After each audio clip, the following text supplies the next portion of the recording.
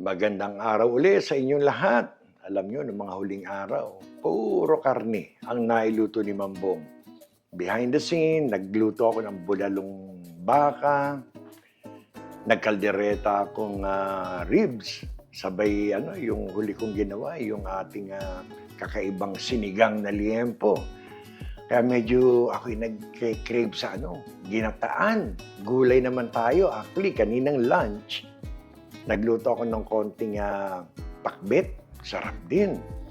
Kasi nga, puro karne. May natira ako. May natira akong prito kanina. May tuyo, saka yung hasa-hasa. Kaya sabi ko, pwede pa to. Pagluluto tayo ngayon ng puso ng saging. Nagtatalo nga isip ko kanina, ano kaya to? Yung medyo lalagyan ko ng miso para medyo maasim or ginataan. Kaso nanalo ang ginataang puso ng saging.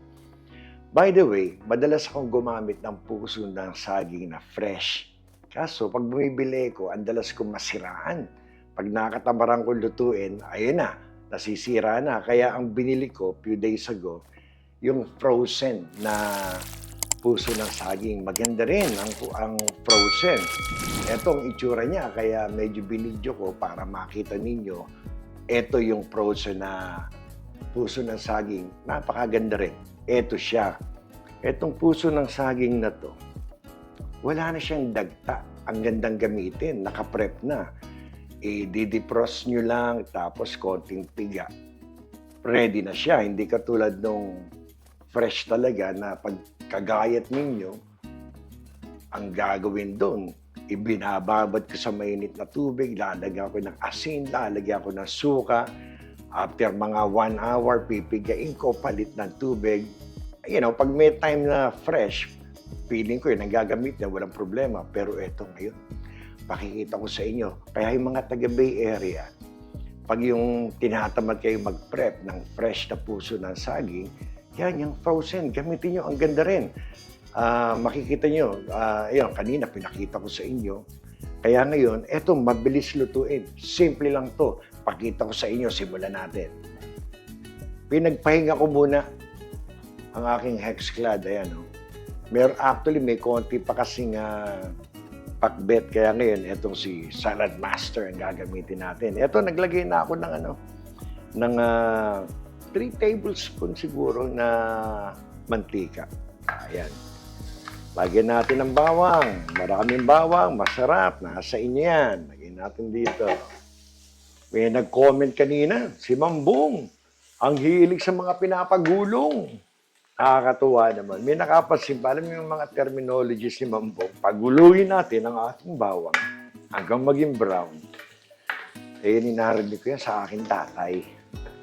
Kahit na marami akong natutunan sa pagluluto sa aking nanay, ang aking tatay, yan naging sous chef sa cruise ship, sa barko, marami rin tayo diyang Pero yung mga native nating lutuin, mga lutuing Pinoy, yan, sa nanay ko.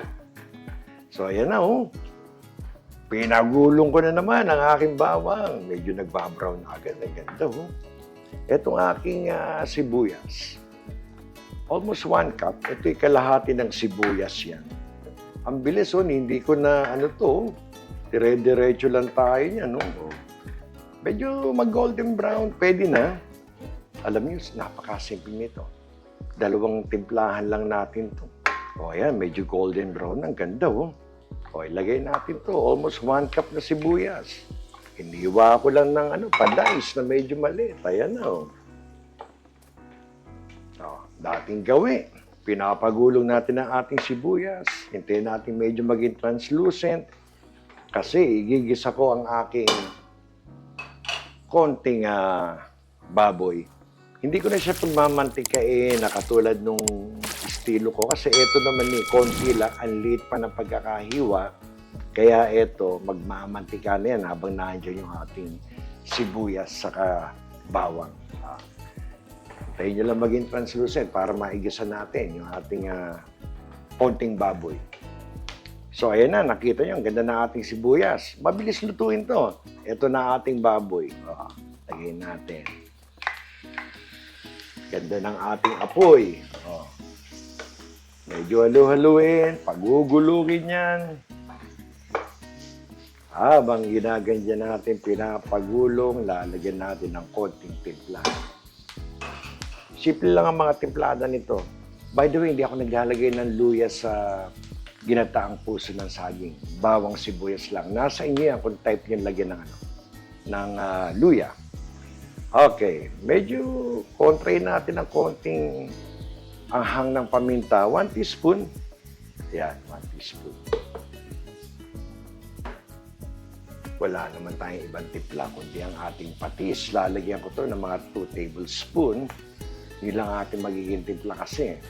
Baka dagdagan ko ng konting dinurog na baboy, yung ating ito lang, konting patis. 2 tablespoon.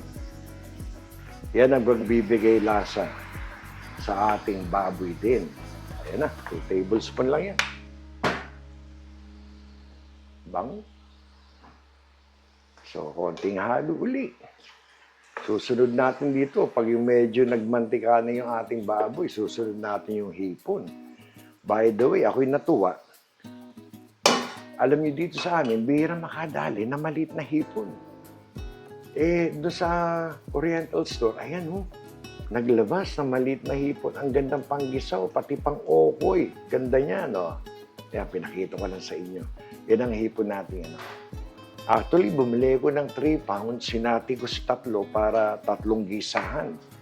Ginamit ko kanina sa pakpit din. So, more or less, nasa 1 pound yung ating na yan. Babalikan ko kayo pag ito medyo nagmantika na. Siguro mga 5 minutes. Ayun na, may nakikita na ako mga sunog-sunog. Para magkaroon ng ibang flavor. Ayan, ganda. Okay. Sundan agad natin to. Gisa natin tong ating maliliit na hipon. Pwedeng ma-overcook. Pwedeng hanguin ko ulit. Pero ang habol ko dito, lalasa ng gusto yung ating hipon habang pinapagmantika natin yung kaka. Saka pinapalambot yung ating puso ng saging. Kasi pwede masabi natin na, Pambong, baka medyo ma-overcook naman yung ating hipon. Pwede. Pero masarap pa rin yan. Ito na, papupulahin ko to. Habang pinapupula ko, patis lang yan. Baka pwedeng lagyan natin kahit na 1 teaspoon na binurog na baboy. Magkaroon ng extra flavor pa. Nasa inyo, pwedeng di nyo nalagyan, pwedeng asin lang. Lagyan natin ng konti. 1 lang. 1 teaspoon lang. Larga tayo dyan. Ayan na, malapit na. Gandong kabilis ito. Maya-maya, ilalagay ko muna yung puso ng saging. Kasi gusto kong magisa yung aking puso ng saging to make sure wala siyang dagta. Though wala ko na feel na madagta yung aking puso ng saging. Okay. Pag medyo nagpinto, yan, igigisa ko na yan para make sure na maganda yung ating puso ng saging na yung gata. Saka natin palalambutin ang puso ng saging. Dahil dyan, bibigyan ko kayo ng first magic word. Ang ating first ay kalderetang. Yan. Tayin nyo lang, yan ang ating first. Duduktunin nyo lang yung pangalawa. Padala nyo sa messenger, pasok na kayo. By the way, pang-12 na to, ha? Pwede nating iba namang pakulo muna, pwedeng ituloy. Malalaman nyo naman sa aking susunod na video kung yun meron pang paulam ni Mambong, kung dire-diretso lang, o may bagong pakulo, I will let you know. Okay. Ayan, kakadaldal ko, mapula na ang ating hipon. Pwede ko nang ilagay itong ating puso ng saging na from frozen, pero hindi siya sa lata. Kita nyo, ganda rin. Fresh din. Kasi pwedeng ilagay ko yung gata, isunod ko to, nasa inyo yan. Kung anong gusto nyo estilo, ito medyo estilo ko lang. gusto ko lang munang igisa yung puso ng saging. Bango na ng aking ginigisa. Hipon, baboy, yung patis, medyo nasunog, ang bango. Basta siguro mga 2 minutes. Pagulong-gulong nyo lang, halo-halo, para medyo maano yung ating puso ng saging, magisa ng konti, then lalagyan ko ng gata na to. Ganun kabilis yan. Balikan ko kayo. Eto na, 3 minutes. Binigyan ko lang ng 3 minutes. Konting halo muna. Ayan na, ang ganda. Alam niyo, bago ko ilagay yung gata, lalagyan ko yan ng ano to. Etong ating serrano pepper. Yung isa, ibe-break ko na. Ayan na. Ito isa, dyan lang siya. Okay, halo uli ng konti at ilalagay na natin ang ating gata. Isang latang gata. I think this is 400 ml. Yan, isang lata. Talo-talo na yan, no? Sa ganyang kadami. Kayo, pwede nyo dagdagan. Pero ako, ayoko naman napakalapot naman. Yan, isang ano. Pwedeng lagyan ng konting tubig. Parang bitin, lalagyan ko ng konting tubig. Siguro kalahati nung lata. Lagyan, ayan, kalahati. So, 200 ml yan. Galing naman. Nakakwenta pa yun. Ayan. Huwag muna natin haluin na.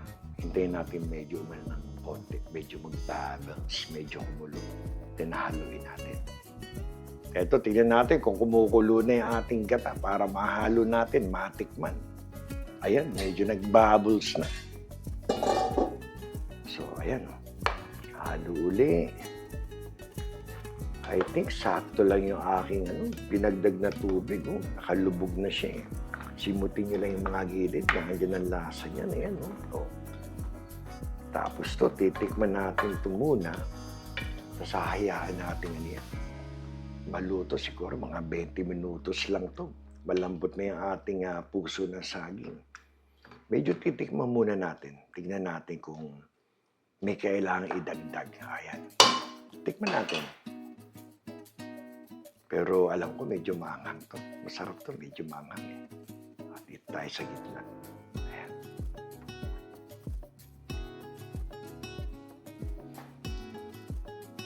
Masarap na, pero medyo matabang pa, ha? Siguro, dagyan ko lang to ng mga 1 teaspoon na asin. Again, depende sa panlasa niyan. Sugar, hindi na. Tamis nung gata. Sarap. So, di ko lalagyan ng sugar. Mga 1 teaspoon lang na asin. So, ito uli ang ating lagyan ko lang mga 1 teaspoon. Areglado na to. By the time ma-reduce, swak na yan. 1 teaspoon lang. 1 teaspoon. Lagay natin dyan. Konting halo. By the time ma-reduce yung ating gata, yung mga seasoning na nilagay natin, swak yan. Okay. Para medyo mag-blend, mag-incorporate yung ating mga bilis nito. Sarap nito.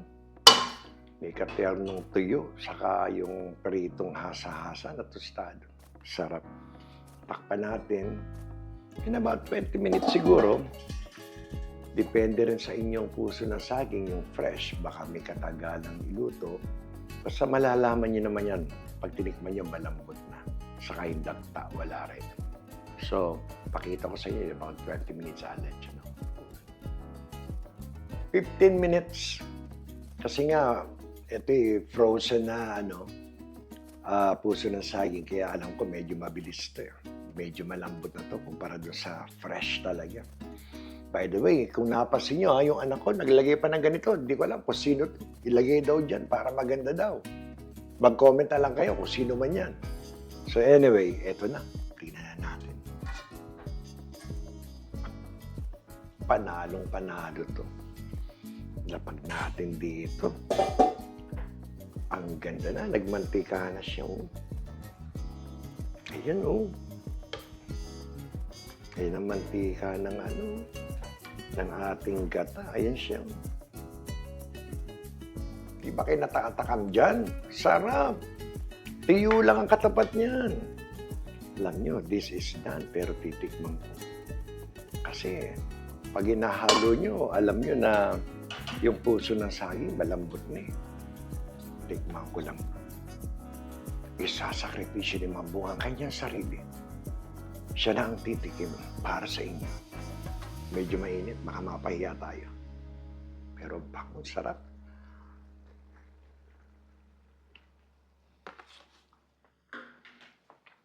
Man! Binutom ako. Panalo to. Ang sarap, eksakto, men. Papatayin ko na siya. Luto na to. Pagbalik ko, plating na tayo. Pero bago yan, bigyan ko kayo ng pangalawang magic word. Ang pangalawang magic word ay oxtail.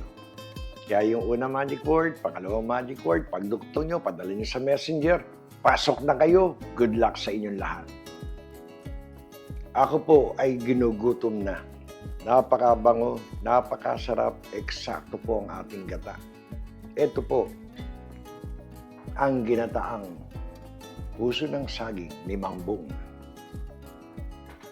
Lagi niyo pong tatandaan, saging lang po ang may puso. Ayan po, ang puso ng saging. Nakita niyo po ba ang ating katerno? Tuyo! Panalo! May hipon. May konting baboy. Ayan po, rich in fiber. Napakasarap. Ayan po ang ating ginataang puso ng saging. Ilapag natin dito. Muli tayo magpapasalamat. Isa na namang mapagpalang araw para sa inyo pong lahat. Salamat sa Diyos. Tayo po'y may masarap na ginataang puso ng saging. Hanggang sa muli, kayo po'y kaiingat. Maraming salamat.